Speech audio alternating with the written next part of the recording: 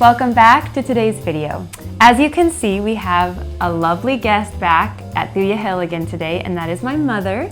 And she is going to show us today how to set a holiday table. Now, as some of you saw, we had Mom over to do a Thanksgiving table or a fall table, and today we're going to have her do more of a Christmas table. And I can't honestly think of anyone better suited for this than my mom because of all the beautiful dishes she has and all of the holiday tables she has set up in the past. So before we get started, I kind of want to ask you, is there a big difference between a fall table and a Christmas table in terms of structure, or do you do kind of the same thing? I think we're going to stick to that tried and true Emily Post method. We'll have the same type of settings, same type of table service. We'll just change it up with color and with the Christmas feel.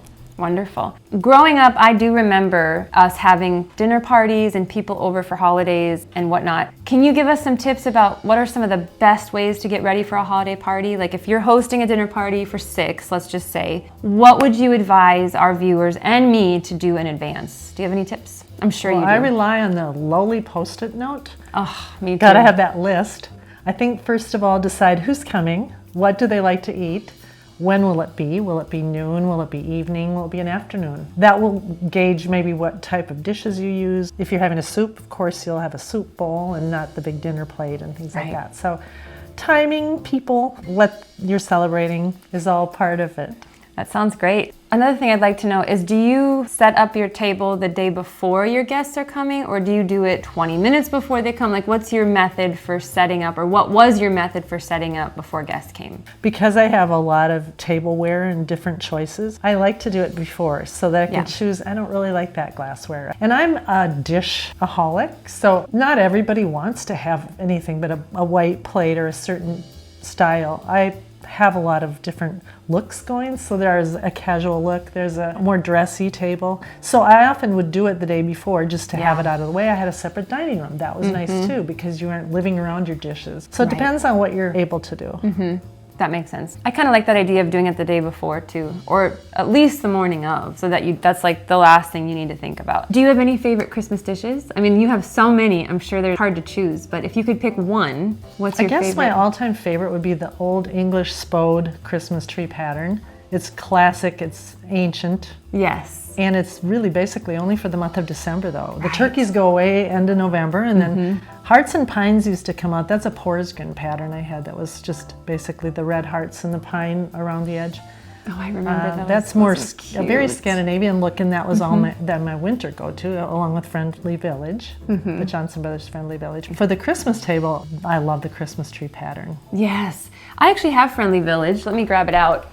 I bought these years ago on Etsy because we grew up with them as kids. I was actually telling Mom the other night that I remember eating breakfast for dinner. I don't know if any of you have done that. That's a great housewife staple. If you need an easy meal, just make breakfast for dinner. Pancakes. Pancakes, eggs, sausage, bacon. Oven pancakes. Oh yeah. I remember the syrup running down the snow as a kid on the plate, and I just thought, I've got to have a set of these myself. And so these are ones that you use all winter long. They're not specific to Christmas, but they are really... With the snow falling on the pattern, it's beautiful. So cute. It does give a holiday feel too. Yeah, absolutely. Well, okay, so I'm gonna let you take the lead. You're gonna just show us. The table is pretty much empty with the exception of our daily placemats that we use and a little table runner on the middle, but otherwise you have free reign to just show us how you would do a holiday table. So let's go ahead and get started, shall we? Let's do it. Okay.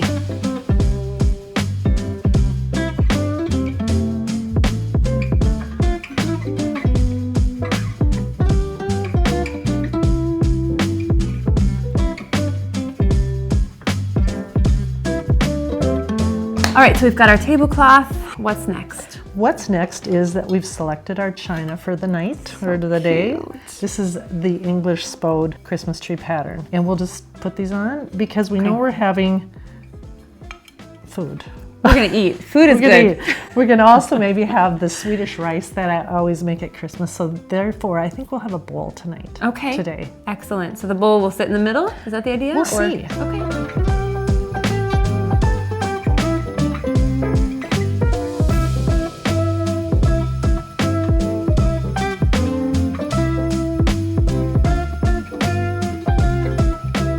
Next, I think we'll put on the plate which will be used for extra items that we're not going to mix with our food. Generally, our family serves a Scandinavian smorgasbord type meal, but I think because this is a more formal table setting, we might do a prime rib dinner. If this was a smorgasbord, we might do a buffet style. Have all your food and people can just bring a plate, or you can have your table set and have them bring the plate up to a serving board, a countertop, a table, extra table for the food. But this will maybe be a more elegant evening meal, so we'll probably have like a prime rib or a ham or a turkey dinner. But we will want to have extra plates for bread or a bowl for, generally we use a fruit soup. We have a fruit soup that's a hot soup with dried fruits and spices like cloves and cinnamon, and so we'll want bowls. So we have a little extra table setting tonight that we'll want to incorporate into the table. I think we'll have the plate placed about right here for our roll and butter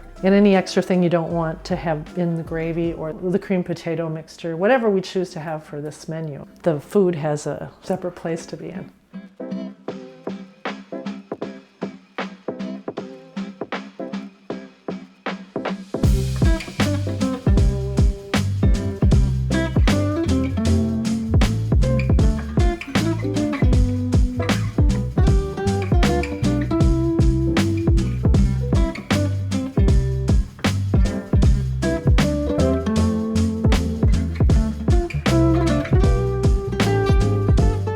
Mom, these are beautiful. Where did you get these? I'm very fortunate to have gotten my mother's crystal. When she got married in 1950, she registered for China crystal and sterling like all the women did back then. These are Fostoria, I believe. And she had a green and white pattern. It was just ivy and vines on a lovely white china plate. And I grew up with those.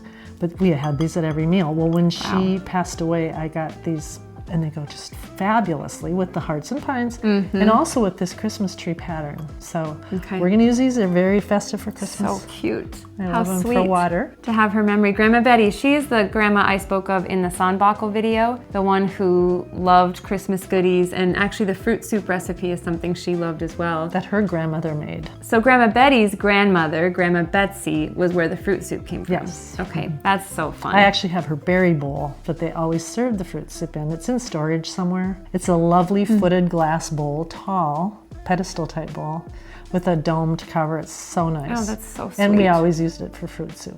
How fun. Well, tradition. That's what Christmas is all about, Charlie Brown. Absolutely, absolutely. All right, so we're setting the cups at what? We'll just place the goblets right probably like 2 o'clock? At 2 o'clock. Okay, wonderful.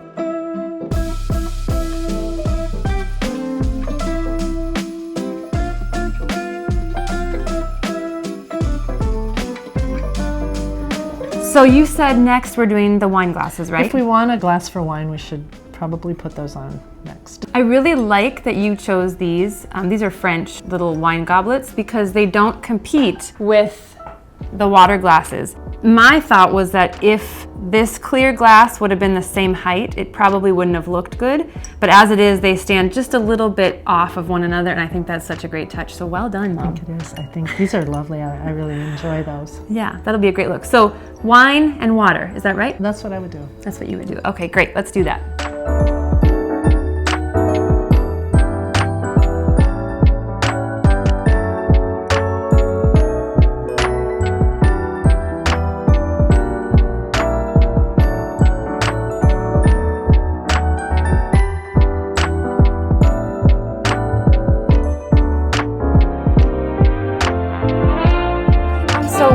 Are using Grandma Betty's silver again today, which is so special. If you ladies have any silver in your family from your grandparents, because chances are if you're my age, you didn't register for any because we just kind of weren't taught the value of it, I guess. And it's so special to have a family heirloom like this, so thank you for passing it on to me. So are we gonna just do the same silverware setting? Okay, as the fall table. So remind me what that is again. We'll put the knife blade in on the right-hand side. Okay. Followed by the spoon. Okay. And then on the left side, you'll put your dinner fork first and then your salad fork. Dinner fork and salad fork. So the dinner fork is the bigger one. The salad fork is this cute little fat one. Yes. Beautiful. Perfect.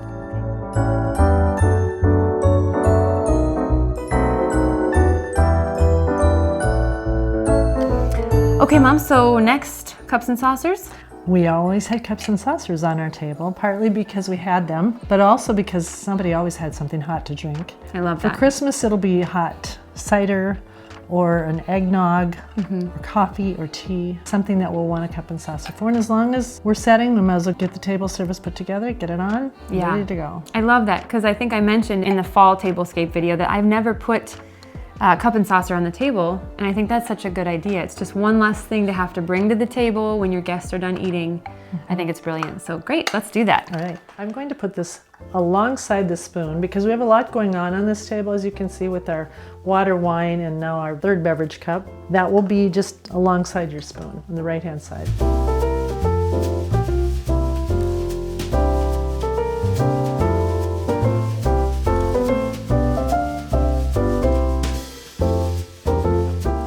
Our final touch for the table, before we do the centerpiece, will be the napkins. And I found these in my collection. These are my grandmother's. They're really old, but they go really well with the ivory, and they are big, as you can see, large size, a good dinner napkin. We'll put those on the table, and maybe we'll use a little napkin ring, just a nice dark metal ring. We can either put the ring at the top, middle, bottom, maybe right almost at the top. How's that? I think we'll put them just like that, left of the salad fork, and that'll complete our table setting.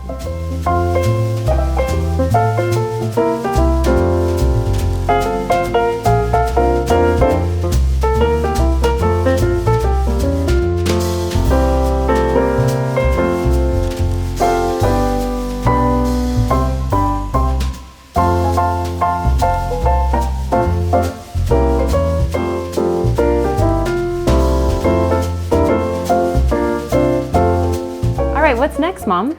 Well, because there's a lot going on this table, we're going to keep the middle pretty simple. I think we need to have a tree of some sort. This is a little tall. I found this one recently. This is a Martha Stewart. I think it will look nice on this table. It's small, it's lightweight, it's easy to put in the middle, and we'll put a little doily down so it has something to rest on that sets it apart. It's just a very simple look.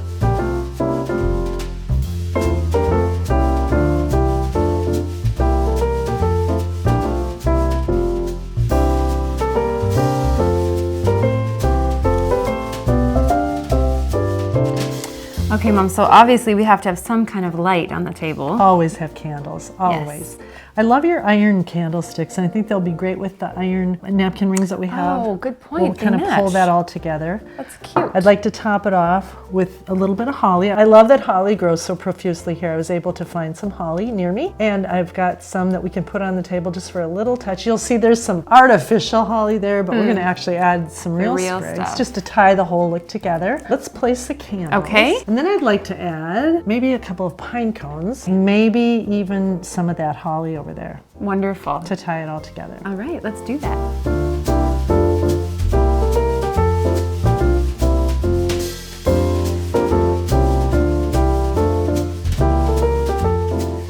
So Mom, you had a good idea that because the table is so full already, that if we put holly, it's gonna make it feel overwhelming. So I loved your plan. You mentioned to put these with the napkins, right?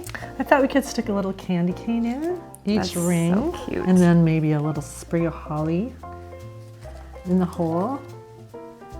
Yeah, that's great. That's adorable. How does that look? Is that good? I think that's really cute. Lovely.